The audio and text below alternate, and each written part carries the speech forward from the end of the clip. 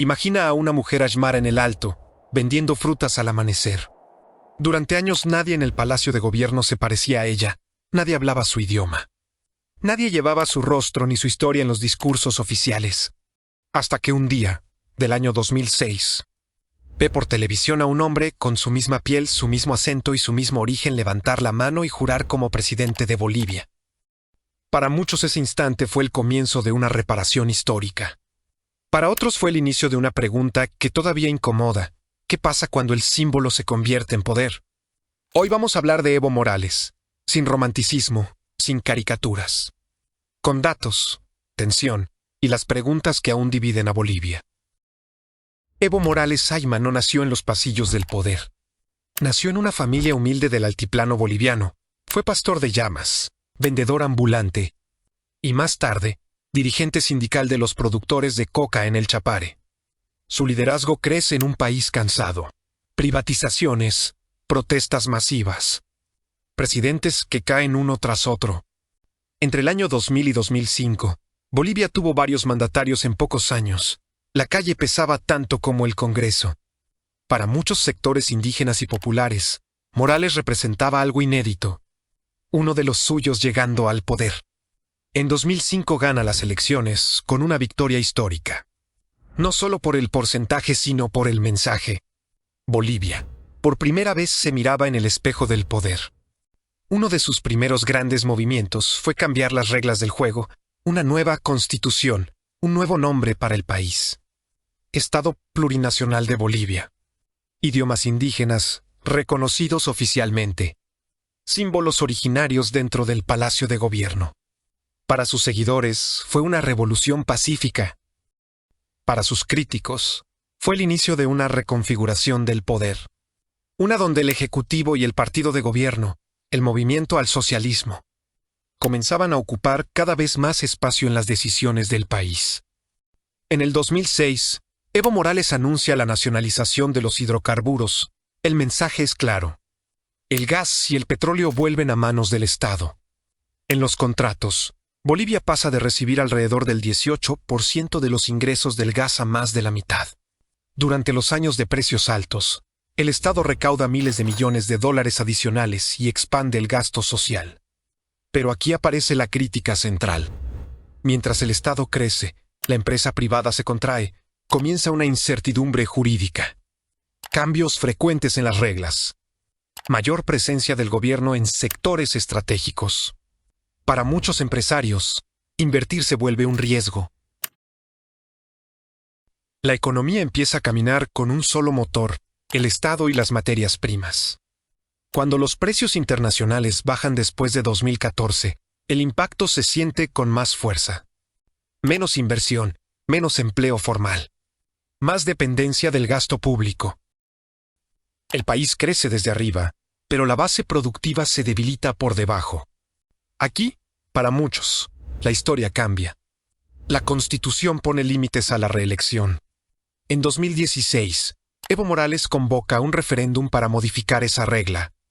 El resultado es ajustado, pero claro, 51% vota que no. Según el recuento oficial del Tribunal Supremo Electoral, el no ganó en aquella oportunidad con 51,3%. Luego de conocerse el resultado, Morales se comprometió a respetar la decisión popular. Presidente, le pregunta a Jason Calderón del canal internacional NTN 24. ¿Usted, tras este resultado, se compromete a abandonar el sillón presidencial el 2020? Se lo pregunto porque en otras ocasiones, por ejemplo, como en Venezuela, el presidente Hugo Chávez perdió un referendo en el 2007 y luego intentó a través de una enmienda constitucional reintentarlo y modificó la constitución y logró la reelección indefinida. A partir de este momento usted puede decirle a los bolivianos que se va de la silla presidencial para cederla a alguien de su mismo partido o de la oposición. Acabo de decirle, respetamos el resultado del referendo. ¿Alguien más? Morales debería dejar el poder al final de su mandato. Pero en 2017, el Tribunal Constitucional falla que la reelección es un derecho humano. Con esa decisión, Evo queda habilitado para postularse de nuevo. Para sus críticos, la ley deja de ser un límite y se convierte en una herramienta. Para sus seguidores, es una defensa legal frente a un bloqueo político. Bolivia ya no discute solo políticas públicas. Ahora discute algo más profundo: los límites del poder en una democracia. Con los años, el ambiente se vuelve más áspero. Medios críticos denuncian presiones, procesos judiciales, campañas de desprestigio. El gobierno responde. Dice que la prensa protege a viejas élites económicas y que su proyecto está bajo ataque.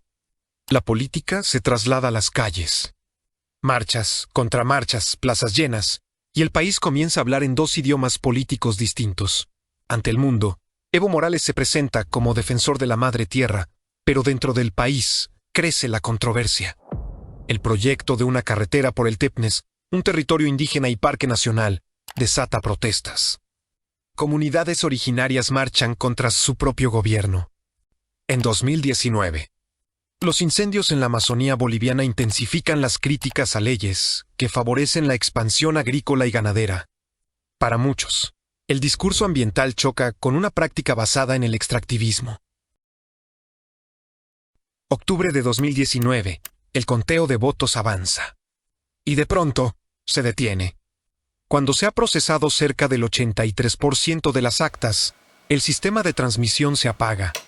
Horas después, vuelve, y la tendencia cambia. Morales ahora gana en primera vuelta. Esa pausa parte al país en dos. Las calles se llenan. La OEA publica un informe preliminar que habla de irregularidades. Otros estudios dicen que el cambio puede explicarse por el voto rural tardío. La presión sube, la policía se amotina, y las Fuerzas Armadas piden su renuncia. Evo Morales deja el poder y sale del país. Para unos, es un golpe de Estado. Para otros, el final de una elección sin credibilidad. En menos de 3 semanas, un gobierno de casi 14 años cae como un castillo de naipes. Desde una mirada crítica, el legado de Evo Morales no se mide solo por transferencias del Estado o cifras oficiales. Para algunos sectores populares, hubo alivio inmediato, bonos, subsidios. Mayor presencia del gobierno en sus comunidades. Pero para muchos emprendedores, comerciantes y empresarios, el periodo estuvo marcado por presión regulatoria, inseguridad jurídica y un entorno poco favorable para invertir. La crítica central es esta: se fortaleció el Estado, pero se debilitó la base productiva privada. Y sin una economía diversificada, el crecimiento se volvió frágil. Para unos, Evo fue la voz de los que nunca fueron escuchados.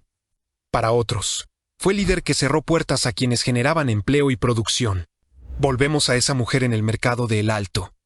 Tal vez recuerda los bonos, tal vez recuerda la estabilidad, o tal vez hoy siente que el país avanza lento, que hay menos oportunidades, menos trabajo formal, menos futuro para sus hijos. Porque la historia de Evo Morales no es solo la historia de un líder. Es la historia de una decisión de fondo. Apostar por un Estado fuerte, a costa de una empresa privada más débil. Y la nueva pregunta queda en el aire. ¿Puede un país sostener su desarrollo cuando el motor principal es el gobierno y no su propia gente produciendo, invirtiendo y creando empleo? Volvemos a esa mujer en el mercado de El Alto. Tal vez hoy todavía siente orgullo, o tal vez siente cansancio. Cansancio de promesas, cansancio de peleas, cansancio de un país que no deja de discutirse a sí mismo. Porque la historia de Evo Morales no es solo la historia de un hombre. Es la historia de un país buscando justicia, identidad y límites al poder. Todo al mismo tiempo. La pregunta queda abierta para Bolivia y para toda América Latina. ¿Cómo se cambia un sistema sin convertirse en parte de aquello que se quería derribar? Tu suscripción es muy importante para nosotros. Si eres fan de conocer este tipo de historia, este lugar es para ti. Dale like y activa la campana. Porque entender el pasado no cambia lo que fue, pero sí puede cambiar lo que viene.